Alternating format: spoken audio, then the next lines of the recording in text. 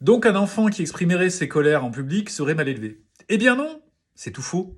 En fait, un enfant qui exprime sa colère en public ne le fait pas exprès, ce n'est pas un caprice, il est juste débordé par le stress et l'émotion. Quand on dit débordé par le stress et l'émotion, imaginez-vous, vous, lorsqu'on vient de vous faire une queue de poisson en voiture, ou alors quand on vous vole quelque chose, vous ressentez une grosse injustice, et quelque part vos mots peuvent dépasser vos pensées, et à un moment vous pouvez même regretter ce que vous allez dire, et pourtant c'est fait.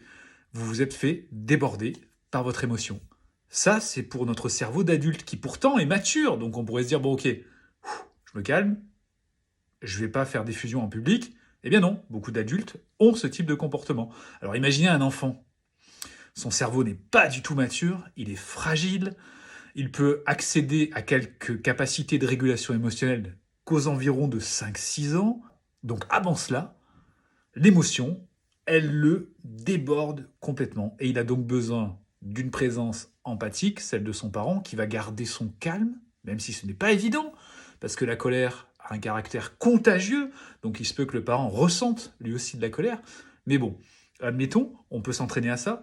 On va donc rester près de l'enfant et on va aller jusqu'à la libération totale de son émotion. Et c'est à ce moment-là qu'il pourra récupérer la pleine possession, si on veut, de ses capacités cérébrales, en l'occurrence sa capacité à communiquer, réfléchir, faire preuve de logique, donc tout ce qui est inhérent à ce cortex orbitofrontal. Mais avant cela, l'émotion et le cerveau limbique sont aux commandes.